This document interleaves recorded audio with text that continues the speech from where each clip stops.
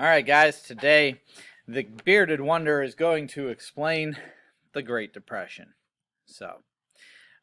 First, we need to understand how a stock market works, so let's talk about that. You want to start a company. You've got this brilliant idea, but you need money. So, how do you get money when all you have is an idea? Well, you create your company and then you create what's called stocks. These are literally just little pieces of your company, and you start selling them to people who want to buy them. So you have investors that will invest money in your company, and so you sell them stock. Usually, you make sure that you hang on to more stock than they have. That way, when it comes to a vote, you get 3 votes, they get 2 in this very overly simplistic model. Normally, you would have hundreds or thousands of stock, but this is kind of depending on supply and demand, right? Like the more stock you have, the higher the supply, the lower the price, but the more investors that can get involved. And so there's trade-offs in how much stock you have and who you're trying to sell it to and all that kind of business. But in any case, why do you buy stock? Well, the first reason you buy stock is some companies are set up to pay dividends, which means if you own 2/5 of the stock, you get 2/5 of the profit of the company, which is a pretty good deal. And some people buy stock in companies and they never sell it and they never plan to. However, some people buy stock in companies because they're going to go to a place called a stock exchange or the stock market. This is like the Wall Street or NASDAQ or London Stock Exchange or whatever. So you're going to be what we call a publicly traded company, which means that anybody can buy and sell your stock. This is like Amazon, Microsoft, the big ones, Coca-Cola.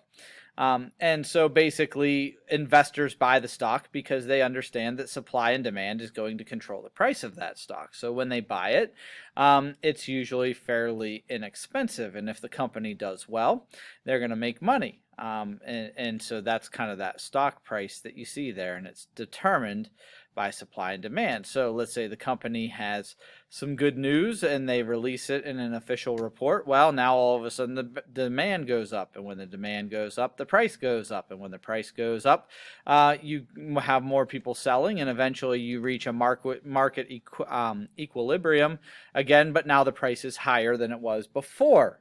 If you're an investor, this is what you're looking for. You got more money than you had the last time. That's a good situation. However, stock works both ways. If you have problems in the company, all of a sudden people are more than willing to sell it. Like, if you think it's going to continue to go down in price in the next 10 days, you're motivated to get rid of it. Problem is the price goes down when the supply goes up. Finally, when the price gets cheap enough, people are willing to buy it to meet demand. However, if you're an investor, this is kind of a situation to avoid. So now we kind of have a good idea of how stock works, or at least a basic understanding. So let's talk about the Great Depression. From 1922 to 1929, everything was awesome.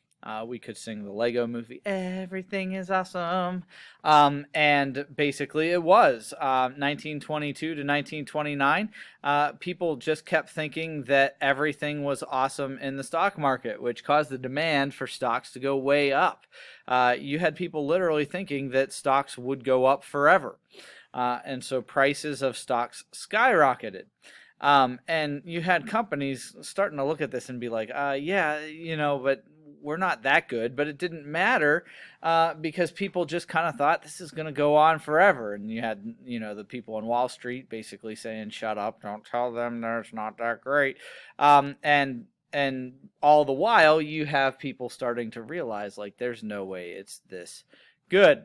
And so we hit what we call Black Tuesday. It's October 29th, 1929, and that is when everybody, that means buyers, sellers, companies, stock market people, everybody finally came to the realization that there's no way that it is this good.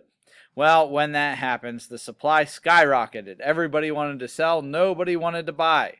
You almost couldn't find a stock price that was cheap enough. You couldn't even give it away because people were that scared. At the same time, you started to have people starting to think about their money as well. So banks normally, like we talked about, had kind of like cash, or not cash, but precious metals, silver and gold. And people started to panic. And when the people panicked, they didn't want the IOU paper money from the bank anymore. They wanted the cash or gold. And so they started demanding their money from the banks. Literally, the banks had to shut down because they didn't have enough money to give to the people. Like they just didn't have enough metal to hand out to people. And so the banks close, and now people are freaking out even more. Of course, this also impacts the stock market and what it's still doing. And so after Black Tuesday, we enter what we call the Great Depression.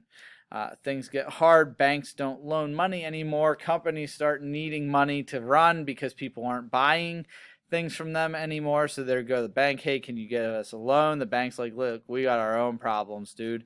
We can't help you. We got unemployed people who just don't have a job. They're freaking out. They're not spending money. Finally, the companies just close. And so now when the company's closing, you have unemployment that's getting out of control. When people are unemployed, they can't buy things, they can't invest in things, the banks can't make loans. Things are just getting worse and worse and worse. And finally, we have what we call the New Deal, which is basically Franklin D. Roosevelt saying, listen, we're going to do what we can in the government here to try to help people out.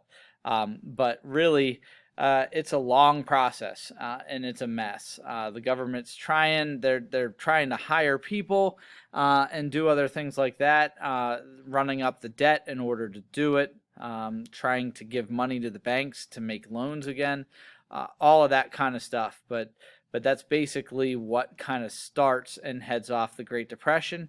It takes, depending on what economist you look at, it could take up to 20 years to fully recover from the Great Depression.